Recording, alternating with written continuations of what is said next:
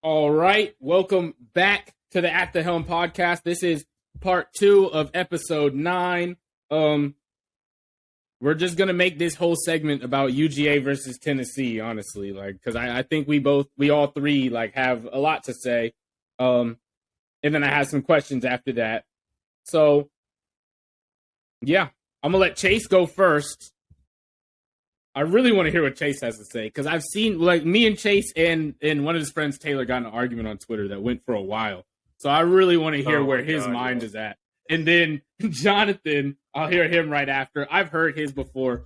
He's more realistic, but still a little delusional. And then I'll go. So excuse me? Excuse me. I'm realistic. I'm just pulling out facts. Okay. For your listeners that don't know, I want to go back to 2020, Georgia-Auburn week. You came on our show, Let's Get It, at the time, and you said I did say something crazy. Auburn knows that they want to run offensively. They will beat Georgia. And I picked that apart. I get that feeling coming into it. Now, I think coming into this game, say Tennessee gets the ball first, I could see them getting a quick score. I really could. I think that they could. It happened in last year's game, and then Georgia came in and they stopped them. I don't think it's going to be a 45-40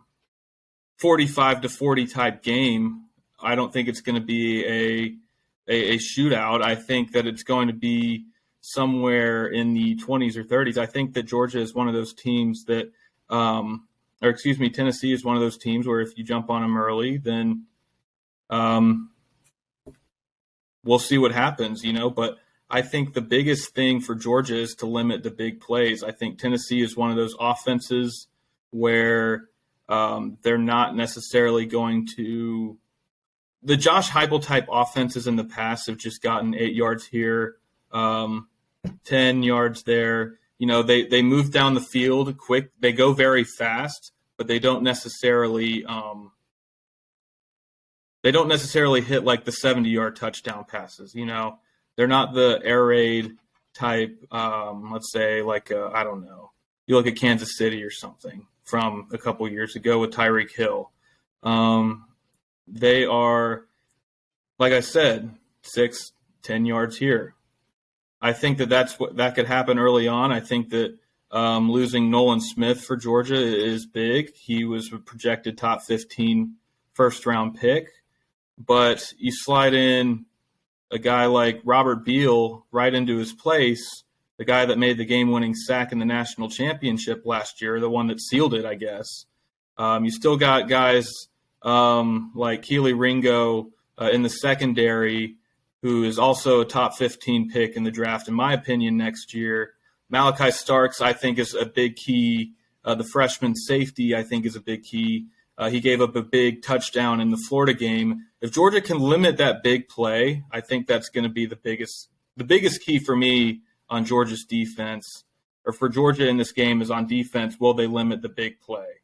Offensively, I'm not necessarily – Tennessee's defense does not scare me. I threw out some stats at you when we were going back and forth on Twitter. Georgia's offense is an elite offense, in my opinion. I think the stats kind of back that up. I think that, you look at guys like Brock Bowers and Darnell Washington that you can throw to the tight ends. You've seen the run game open up a lot more recently with guys like Branson Robinson coming in. Dejon Edwards is getting a lot more carries. I mean, that when Florida brought it close in last week's game, Georgia pounded the ball down Florida's throat, and you saw Dejon Edwards get a bunch of carries. Kenny McIntosh out of the backfield as well. I think that this is a Georgia offense that doesn't get enough credit. Georgia has always been known for its defense, but this offense is a lot better this year. It was good last year, but it's a lot better this year. And I think that, they don't get enough credit for what they've done. Okay. Chase came in and spoke nothing but facts. Because Georgia's offense is very underrated in my eyes because when you go down and look at the top teams in the country, when we think of Alabama, we think of offense. When you think of Ohio State, think of offense. When you think of Michigan, you think of both, but they're both not that good to me. In my eyes. Defense and running.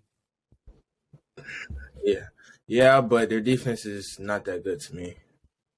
Like it can get picked apart, but they haven't faced a team who can do that. And then TCU offense, Tennessee offense, just all about offenses. And then when you look at Georgia, you just think of defense. But in all honesty, Georgia's one of the best offenses in the league, and it goes to our play caller Todd Monken, who does a great job of finding mismatches between running back and linebackers.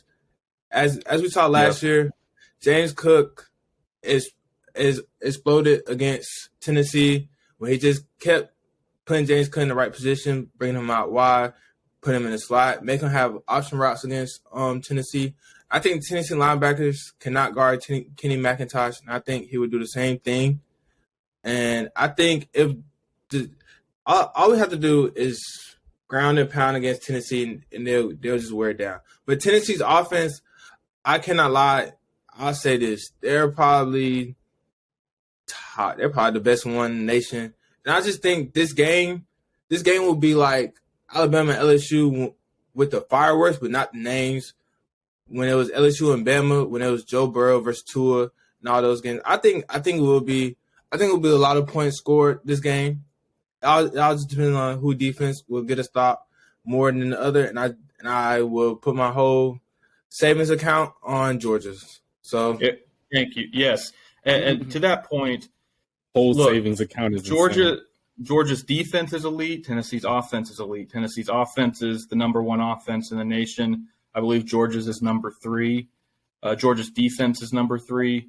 Tennessee's defense is ranked in the hundreds. Georgia's offense is ranked in the top 10. We know that Tennessee can score points. We know that Georgia has been vulnerable at times to giving up the big play. But going back to what I said about Georgia's offense not getting enough credit, I think it goes without saying that Georgia can hang. It's not about if Georgia can hang. It's about, can Tennessee stop Georgia? Because if Georgia can stop Tennessee, if Georgia can stop Tennessee and limit them to under 30 points, that's not a shock to anybody. But if Tennessee's defense can hold Georgia's offense to under 30 points, that will shock the nation. That's not crazy to say that. Justin, stop looking like that. That is not crazy. Stop rolling your eyes at me. That's not crazy. That's not crazy. I'm just waiting for y'all to be finished. No, because when we think about it, Georgia's offense has put up 30 except for one game, and that was Missouri. But Missouri game, the offense wasn't woke. We just thought they would just lay over in the bed. But that's I'll give them a pass for that. But other than that, I know the only thing Justin's gonna bring up is last year's game when Cedric Tillman went off. He was doing this, he was doing that. So what? That's one person. And we can talk about Jalen Hyatt. Cool, he's a one-trick pony. Like he's fast, cool, but he's scared of contact. Like literally, and going back, go ahead. Go ahead. I was just gonna say last year against Tennessee, Stetson Bennett played his best game of the season, other than the playoff games. Best game of the regular season, I should say. Yes. I haven't seen a huge improvement from Tennessee's defense from this year to last year, especially in the secondary. Like offensively, yes. I mean, my God, they are very, very good. They're number one offensively. So defensively, not necessarily. Yes. The way Heupel uses Hyatt is the same way that Saban used Jalen Waddle with the screen, a slant, a skinny post, or a double move. That is all. That's all Jalen Hyatt runs. And they love to stack him, but he's always the second receiver, so he won't get jammed. He has a free release. That's why Jalen Hyatt gets off most of the time. And Cedric Tillman, yeah, he's a good wide receiver. But last year he was going against Kendrick. Kendrick is not as fast as Keely. Kendrick may be more physical, but I think Keely is a better cover corner than Kendrick. Kendrick was better for man to man. Keely's a better zone.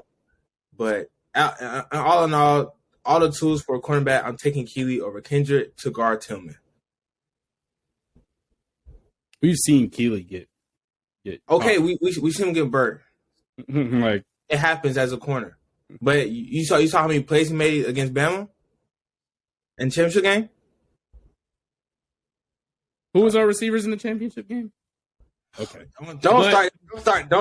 Don't start that because okay. Justin. Side note: that's like saying who's Texas's quarterback in the 2009 national championship. I agree. I mean, you can say that. Like, I mean, injuries are a part of football. Yeah, and you can say that. Like, I will give you that. You could even say who was Texas quarterback in the second half of this year because we might have lost that game when Ewers is in. I'm not gonna sit here and lie to you, but I'm also gonna sit here and tell you, like, yeah, like who are the. We saw what happened when the first two receivers were in there the first time we played. So okay, we're gonna off topic a little bit off. I'm gonna say this, Justin. You are the king of bringing them up. Like, I kid you not. Every situation that happens for Bama. Oh, only if we had this. If we had this, we would have did this by this many amount of points. We don't care. Did it happen? The result's on Chase's head right now. What does it say, Chase? National champions 2021. Okay. I love how hyped Georgia fans get when they get one championship in 40 years. It's hilarious. The dynasty is over. Okay. I mean, we'll see. We're getting off track here. Let me get my spiel. I was gonna say that right here. I said this already. I came out and I said this on your podcast. I think Tennessee is gonna win. I'm not gonna lie to you. I've seen what Tennessee looks like, and that's not just because I saw them against Bama, but I've actually sat and like really watched a lot of their games, or really all their games. I've watched all of Georgia's games, and Georgia's defense is great. I'll give them that. Like, they have a really good defense over there. I do think it is a little bit overrated. I think we'll see that ranking drop after this Tennessee game, just based off how high scoring it's going to be, first of all, but also the fact that I told you I think they're going to lose. We've seen Georgia's defense get beat in the Kent State game. We saw Georgia's defense get beat sometimes in that Missouri game. Malachi Starks really struggled in that game. And then we've also seen them get beat at times in that third quarter versus Florida. And I think I actually was going to say this. That Florida versus Georgia game reminds me a lot of the Arkansas versus Bama game. Bama was really whooping Arkansas going into the half. Georgia was whooping Florida going into the half. That third quarter happened. You had some turnovers. It got close. It got within to a one-possession game. Same thing for Arkansas. And then Bama started running the ball. Jahmyr Gibbs took off 200 yards. Like, it wasn't close after that. Same thing with Georgia. They started running the ball. Like, Florida couldn't handle it. And it was very similar to me. That's why I don't and I'm not saying that to say Bama and Georgia are similar teams, but I'm saying that to say that I don't think so much of these teams are just like so far off than we think. Bama also had a top 10 ranked defense going into the week of Tennessee. It is not crazy to see them get beat. Bama had gotten beat by a lot of big plays in their games before that we had seen, and a lot of stupid mistakes that they make.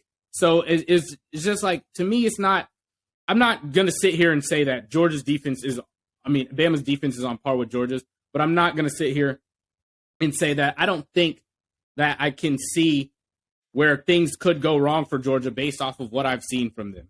And I already told y'all, the number one reason, neither of y'all want to talk about it. Neither of y'all said anything about the fact that it's going to rest on Stetson Bennett. Like, Hendon Hooker versus Stetson Bennett. That is the number one issue.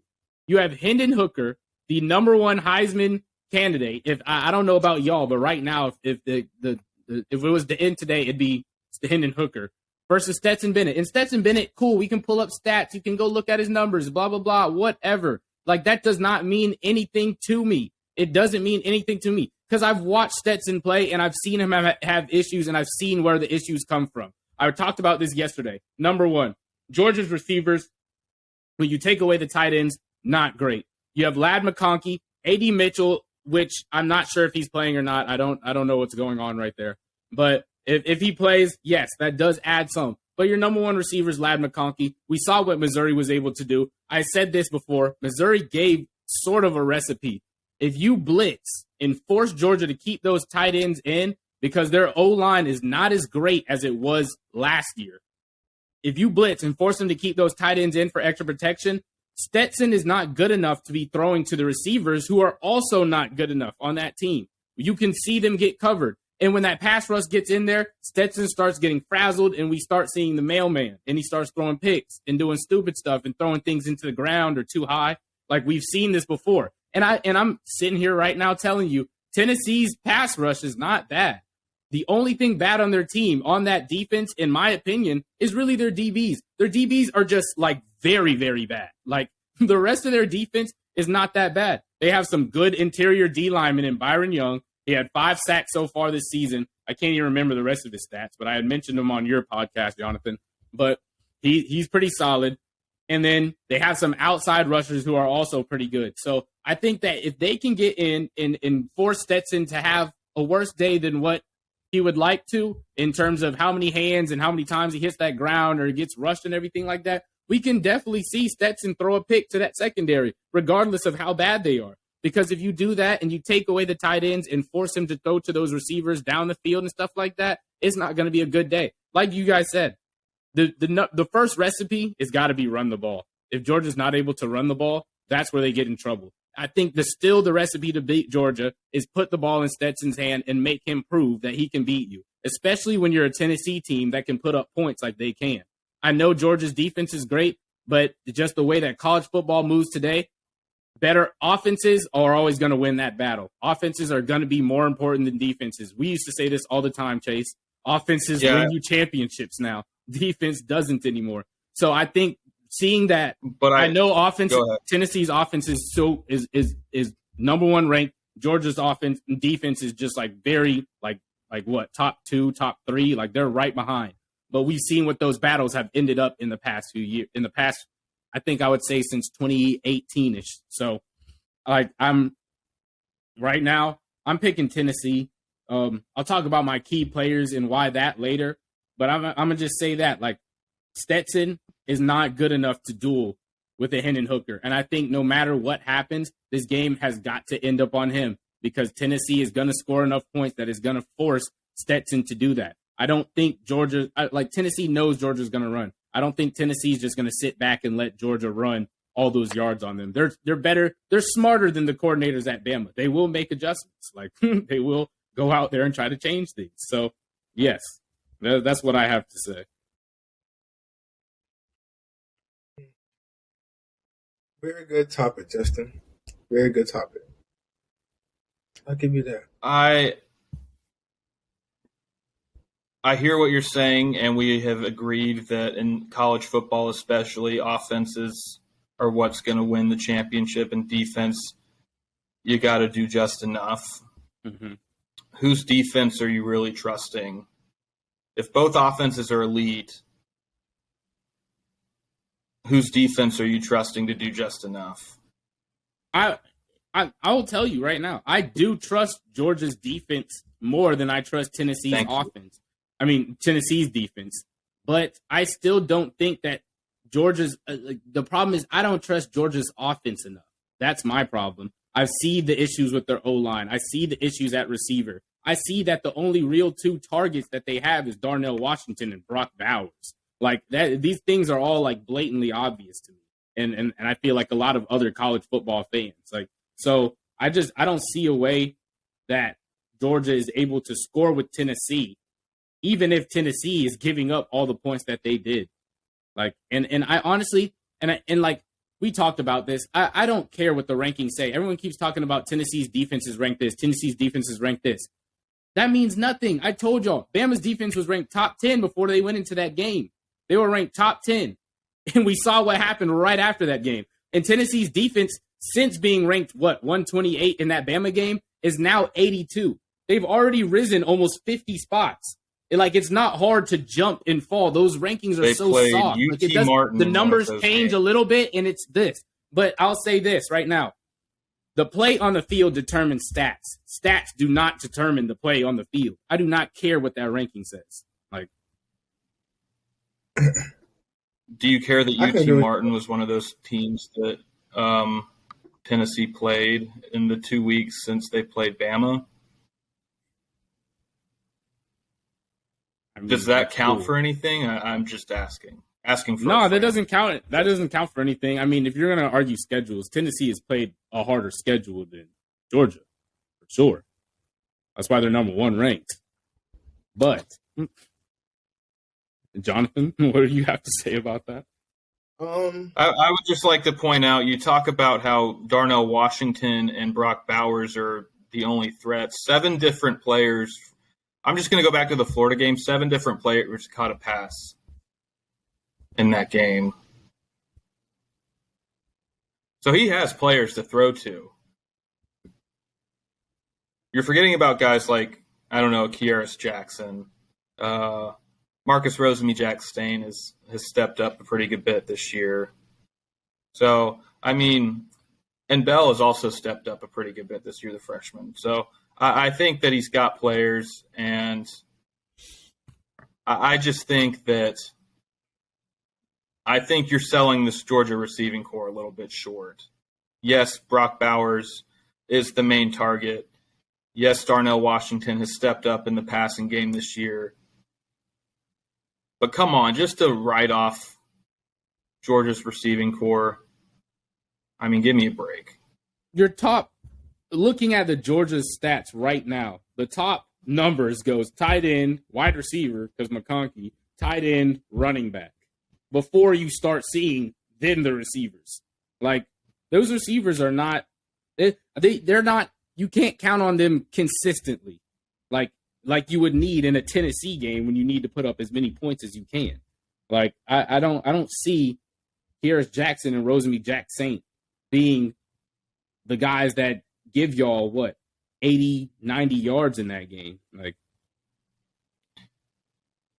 well, you talk about Hendon Hooker and remind me of the other guy, Jonathan, for Tennessee that has been the big connection.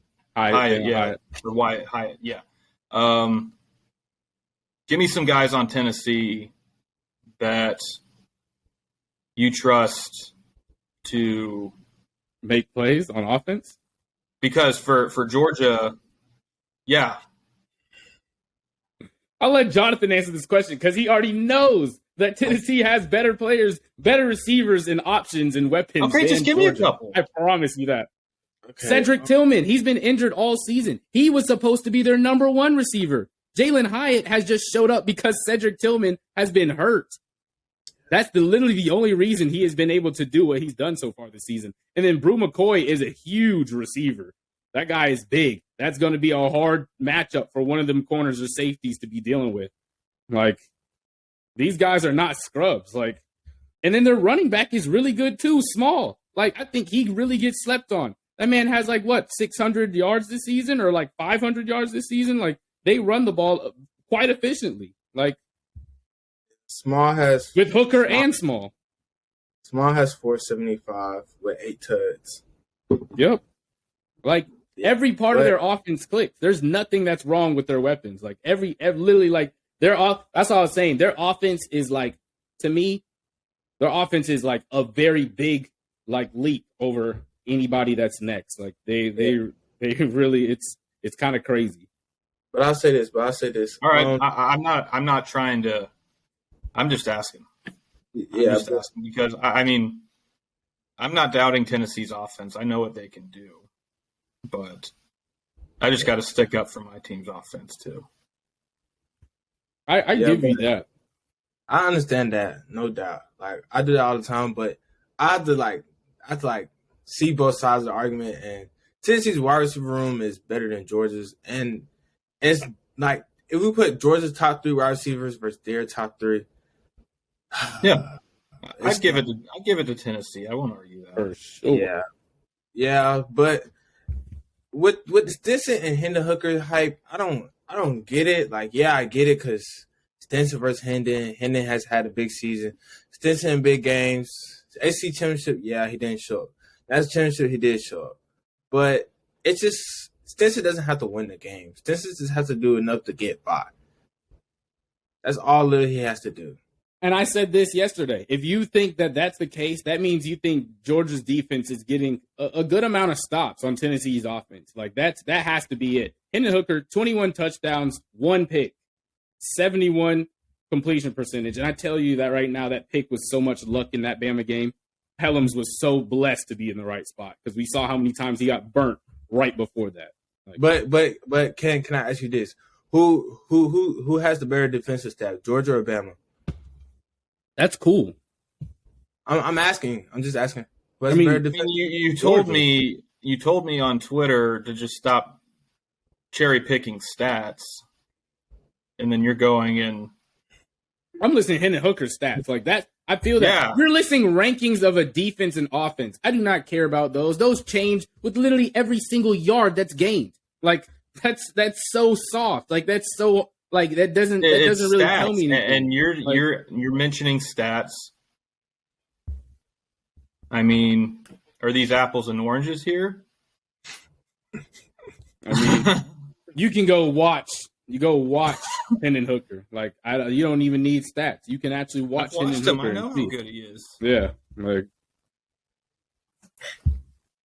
But that's really all I have to say, honestly. Like I think the recipe is out there. We've seen what it takes for Georgia to slip up.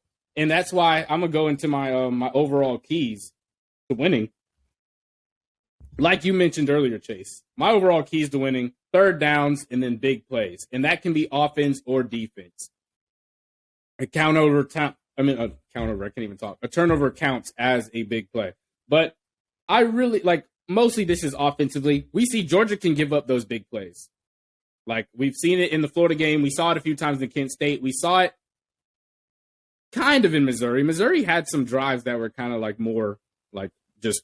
Yeah, Luther Burden was no joke. He really picked apart Georgia in that game.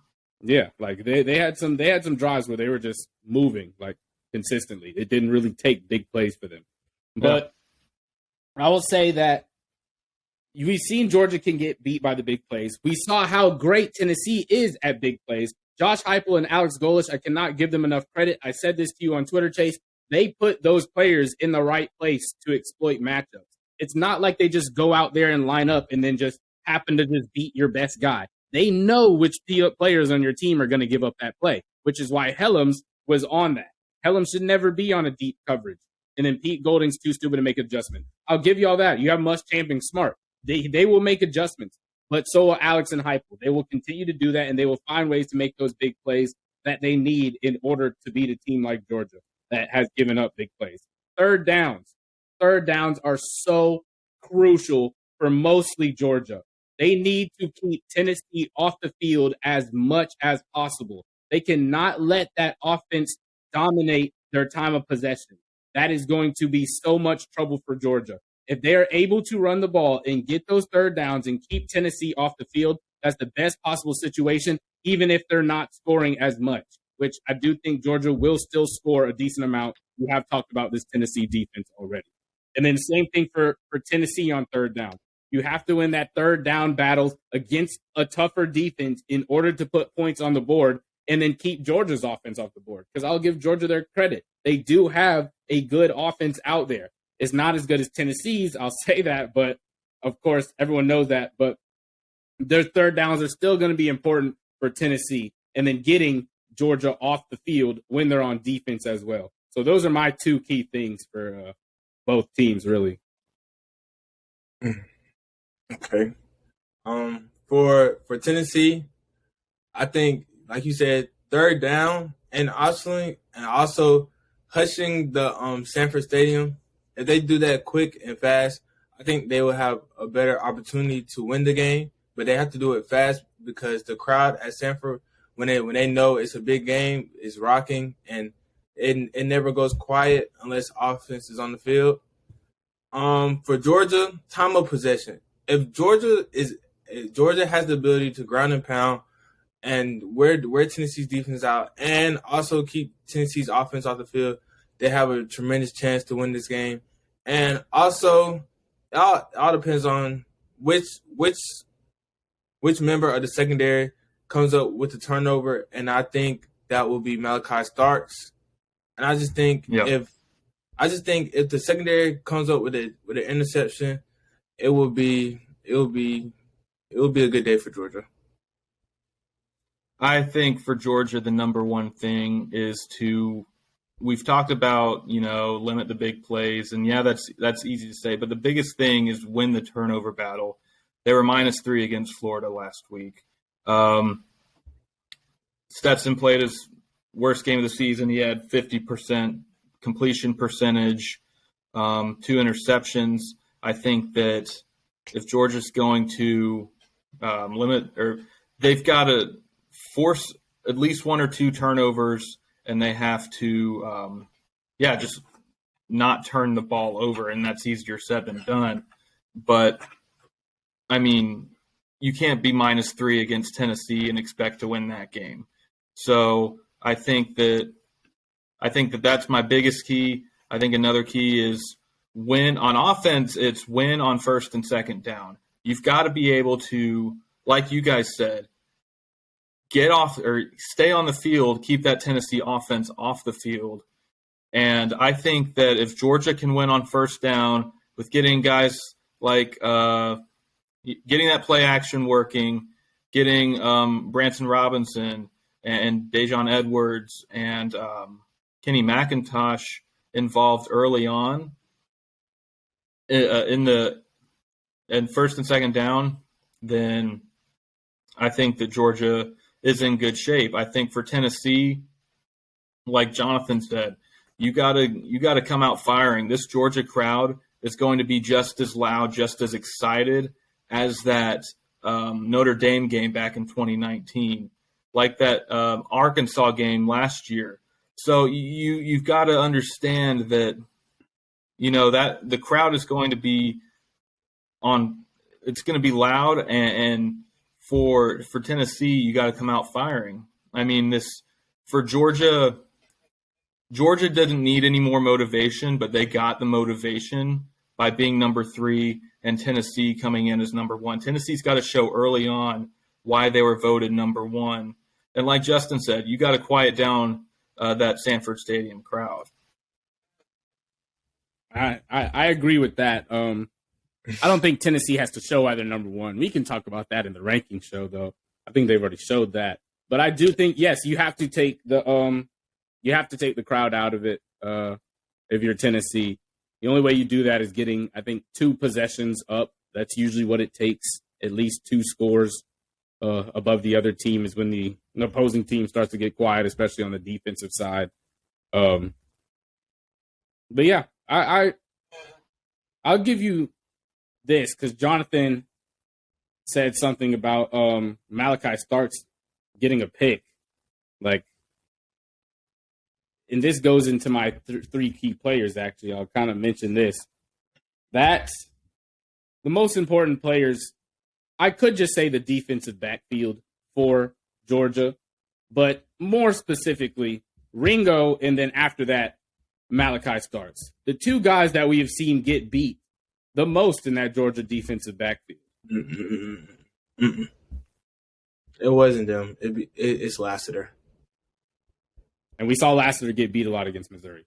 But we've seen all of these guys get beat before. I don't think it's impossible to say that they do it again. We talked about this on your show. It's a lot of man underneath and then cover 2 zone. If Cedric Tillman and Brew McCoy can take advantage of some of those man coverages and get some wins against the Georgia DBs underneath, I think it will start to try to change how those safeties play. And then that's when you get the big play over top with Hyatt. So I said Keely Ringo was one of my keys to the game. I think he's going to have to take care of Cedric Tillman almost by himself, honestly, on that side of the field and try to keep him in check. I don't know.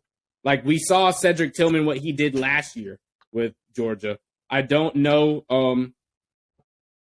how much coverage will be rotated towards Tillman with knowing how Hyatt is this year, because I know Georgia would love to do that and just completely take Tillman out the game because of what he was able to do. But we'll see. So I think Ringo's going to be a big key in that way. After that, I had UGA's O-line in general. The interior of the O-line has struggled, and that's probably the best part of Tennessee's defensive line is that middle of it, in my opinion. That's where they get their most push and their most run stops because their run defense isn't as bad like as people think it is. It's really just their DBs. And then, so O-line, because they're going to have to set the tone. If Georgia's not able to run that ball and it goes onto Stetson and they're getting pass rushed, it's not going to be fun. So I said this. They're either going to have to learn how to run block or they're going to have to not learn. They're going to either have to be really strong in that run block or really strong in that pass block, one of the two. Because right now, if they're not being strong blocking wise in the run, which is what I know Georgia would love to do first, they're going to have to stop that pass rush. When Stetson is being pressured and gets those guys into space, he will throw those picks, and he will just be off in general, like in terms of accuracy. Third guy, Darnell Washington. He is the biggest mismatch in this game, in my opinion. Ladd McConkey can be covered up. We've seen that before. Brock Bowers, even though I don't think he can be taken out of a game, he can be held in check. And we've seen that a few times as well, too. Darnell Washington is such a huge target, 6'7", running that 4.6. It is hard to even just sometimes even double cover him. Like he's just a matchup complete nightmare when you put him on a linebacker, when you put him on a safety that's not quite big enough. Like he will win those matchups, and do not put a corner out there. He's getting like that guy's getting bullied. So Darnell Washington, I think, is going to have to be huge in this game. I see Tennessee as a team that's going to try to stop the run first, and after that, take care of Brock Bowers. Ladd McConkey could also be a guy that I think gets a few more targets than they would in other games because of what I just said. I think the Tennessee's keys are going to be. But I think, number one, the mismatch is going to be Darnell Washington. He's going to have to be a big receiver for Stetson in this game. Okay, I'm going to go next. I think that there are a few guys, obviously. You want me to give three guys. Mm-hmm. I will give my first guy, I'll go more specific than UGA's entire offensive line. I will go Cedric Van Pran Granger. I think that he's going to have a big game. Tennessee's rush defense, like you said, I'll give them credit. They're a lot better than their pass defense. And if Georgia's going to be able to run the ball, it's going to start with especially running up the middle on these guys. So I'm going to go Cedric Van Pran Granger as my first key to the game. I think that Dumas Johnson is another guy that needs to have a big game as well. He's had a great season so far. It's been a pleasant surprise, I would say, at that linebacker position. And I'm going to give one more guy that might surprise you guys. I'm going to go with a guy like Robert Beal, because you just heard yesterday that Nolan Smith is out for the season with a torn pec, I believe. And so he was a top 15 pick. He was great on that edge, doing his job, and he's going to be dearly missed. So I think that Robert Beal is going to have to step in. We haven't seen him as much this year, and he's going to have to set the edge. He's going to have to do his job in the run game like Nolan Smith was able to do, and he's going to have to step in right away, next man up. And if Tennessee is able to pick him apart, I think it could be a long game. That would be Small and Wright's job. They have those guys. Well, they do run routes, but I will say they like to pass it to their receivers over there at Tennessee. Yeah. I Mondon, yes, but Robert Beal is also there too. Yeah. For me, for Georgia, Dumas Johnson has to be. It's one of these two players. It has to be Dumas Johnson or Christopher Smith to come up to be the emotional leader for the defense, because Nolan did a great job this year as the emotional leader who led the defense on the field. And as the defense was off the field, you saw Nolan coming around, just picking players up, telling players we need to do this, we need to do that. I just feel like we don't have that when he's out, and I just feel that. So Dumas Johnson or Chris Smith has to do that now. And I think they will step up to the plate as next man up mentality. For for my second person, I'll say a whole group. I think the running back group has to show up really big on Saturday. And I think Kenny McIntosh has to do a great job of catching the ball out the backfield and making plays as James Cook did last year. And that was his role. And I think Kenny can perfect that role. And I think this game can show how he can do that. And I think Edwards and Robinson, they come in ground and pound, and I think they both have a chance to go over 100 yards if Georgia has that push as they usually does. And I'll say for my last person, I'll go Malachi Starks. I think he has to come. I think he has to not fall for the eye candy that Hendon Hooker will give him, because as a veteran quarterback, he will look him off. And I think if Malachi doesn't look into the quarterback eyes and just understand what play is developing at hand in front of him, I think he will have a good game covering. And then for Tennessee, I think Small has to come up big. I think he's really underrated in that offense, because at the end of the day, as you see who's finished off those drives, it's Small, and Small has done a tremendous job this year. Even he's getting overlooked, but he's doing his job to a T. The second person I would say for Tennessee is Brew McCoy, because the attention will be on Tillman, the attention will be on Hyatt, and Brew McCoy can win this matchup one-on-one. I think he can be more physical than other wide receivers as Georgia has faced. I think he can do that. And then I'll give another group for Tennessee.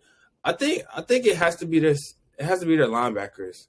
Their linebackers have to drop back in coverage. They might have to guard Darnell Washington. Some might have to guard Brock Bowers. But it all just depends on how Tennessee linebackers will play against Georgia's offensive weapons.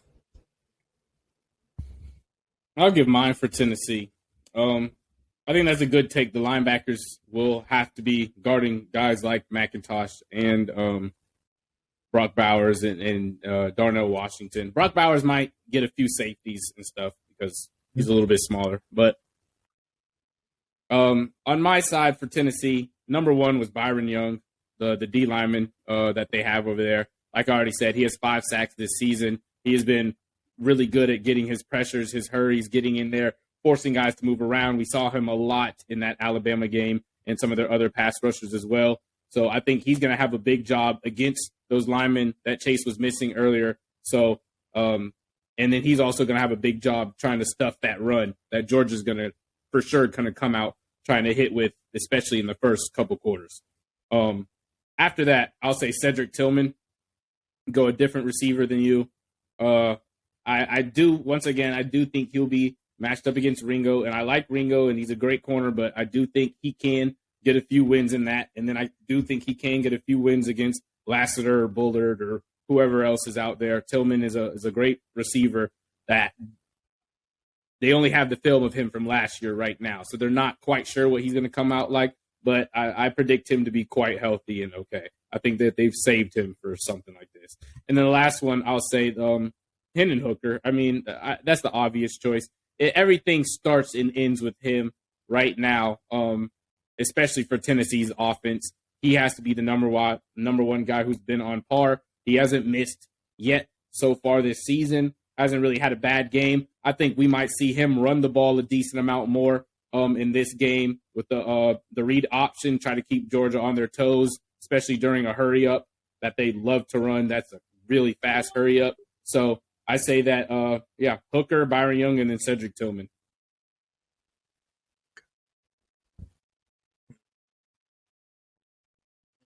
Who are your 3, Chase? Me, I think the biggest one for me, obviously, Hendon Hooker, but I'll go with a guy like Jalen McCullough. I think he missed some time earlier this year. I think that he's a senior. He's gonna have to step up at that safety position. But I think another guy I would look for a lot of experience on this offensive line for Tennessee. Obviously, I would go with Darnell Wright, the right tackle for Tennessee. He was a big 5-star coming out a couple of years ago. I think multiple teams were after him, especially Georgia and Alabama. But he's going to have a big game there at the right tackle position. We talked about that battle with Robert Beal, with Mondin as well, middle linebacker, or at that MAC position. So I think that those guys are going to have to step up. But I think the main one is going to be Hendon Hooker. He has to be able to play. He's got to continue that intensity. I mean, he had a really good game against Georgia last year. I think Georgia was able to get to him there, especially towards the end. But,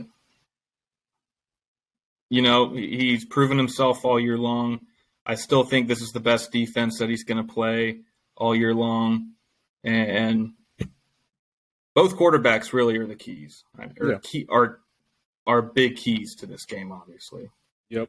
I agree. Stetson is a huge key. I just think that things kind of start with other players before it gets to Stetson. Like, that O-line has to do what they do before Stetson can do what he do. I don't think that's necessarily fully the case for Hooker. We haven't seen him get pass rushed a ton this year. I'll say that. But I do think Hooker, with his legs, is able to do stuff. We saw him have 150 yards in that Florida game or something like that, rushing wise. And yeah, and then I want to give a shout out Jalen McCullough that he came back. It was funny because they said he got in trouble. He got I think it was some legal trouble or something like that. Whenever you read the story, but he got in trouble and they suspended him. But then right before the Bama game, they were like, "Oh no, he's going to play this game and then he's going to do a suspension." And I was like, "That is so crazy." Tennessee is going to literally waive a suspension so that he can play against Bama. And then maybe the day of the game, that morning, they come out and announce that him and I think him and Tillman weren't playing. They announced that. And now he's back for this Georgia game. McCullough is, once again, I think he's kind of slept on too. I think he's a big part of that Tennessee defense. He will be out there making plays. He is a little bit more of a box safety, I would say. He plays more shallow. And then also I want to say that, fun fact, I actually ran track against him in high school, which was, he's stupid fast. We ran the 200. I remember I was sitting on the spikes. I was like, it was me and my friend Logan. We were like, "So what's your time?" He said something crazy. We were like, "Oh yeah, we're losing." That's because always what you always ask the people next to you, "What are you running?" And back in high school, they used to call him Tank because he was huge and he played running back. And we were like, "Yo, what do you run?" We got dusted. It was so bad. It was embarrassing. But yeah, so that's everything I have to say. I don't know what else y'all have to say. The last thing I want to ask is score prediction. What are we thinking? I think, okay, I'm going to go. Look, I think Tennessee's going to score their points. I do. I think that you can't. I learned my lesson last year when I said Georgia's defense was invincible. They're not invincible. They're not. They're you're able to score points on them, but so is Tennessee's defense. And I think that, like I've said, Georgia's offense does not get enough credit. I think that another huge key that I think is Tennessee's going to get their touchdowns. Georgia needs to make them settle for enough field goals. And I think that Georgia will be able to do that. I think that offensively for Georgia, you've got to score touchdowns. You can't settle for a bunch of field goals because Tennessee's going to score their points. So I'm still going to go Georgia in this game. I'm going to go with Georgia's defense doing just enough and Georgia's offense, scoring a lot, especially late in the game. I'm going to go 34-28 Georgia.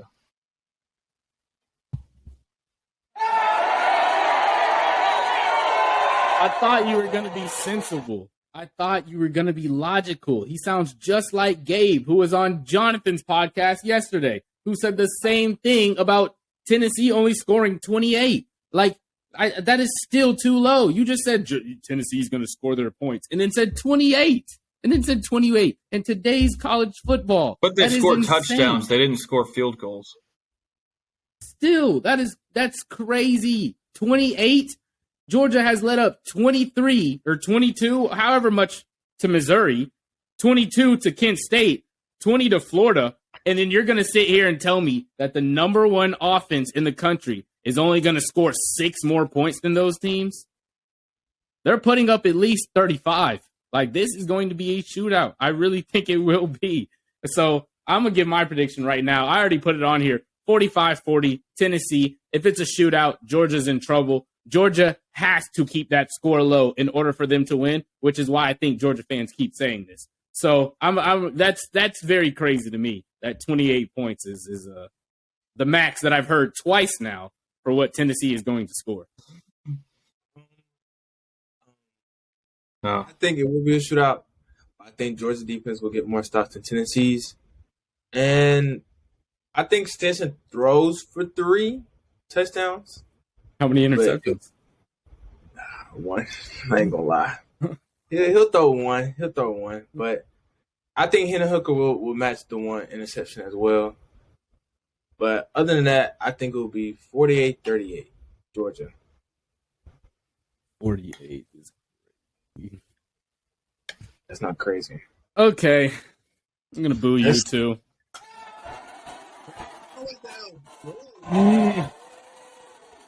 You boo me, I boo you. Like, do you really see Georgia's defense giving up 45 points, Justin? I don't think it's impossible. It's not. I don't think it's impossible for Georgia's defense to only give up 28 to Tennessee. That's just my opinion. You ask me, do you really think that? Yes. It's going to be between 30 and 40. I think, look, it's meeting in the middle here. Georgia's defense, very good. Tennessee's defense, I'll say Georgia's defense, elite. Tennessee's offense, elite. Yeah. They're going to meet in the middle. The two best parts of the team are going to be against each other. I will say that. I will agree. Yeah. But, the thing that's crazy to me is that we have actually seen Georgia's defense give up 20-point performances multiple times. And then to think that the number one offense in the country compared to literally Anthony Richardson, Kent State, and then Missouri is only going to put up a touchdown more, not even 5-6 points. Like, that is so crazy to me. So, but I will say that Tennessee at least gets between 30 and 40. I think Georgia can outscore that. I think it is possible. I don't think it will happen, but I won't say it's impossible that happens. All right. Okay. That's everything for this part of the show. We're going to come back with our rankings and then our game picks for the last part. We'll try to make that a little bit faster as we saw the college football playoff rankings yesterday. So deuce, and we'll be right back.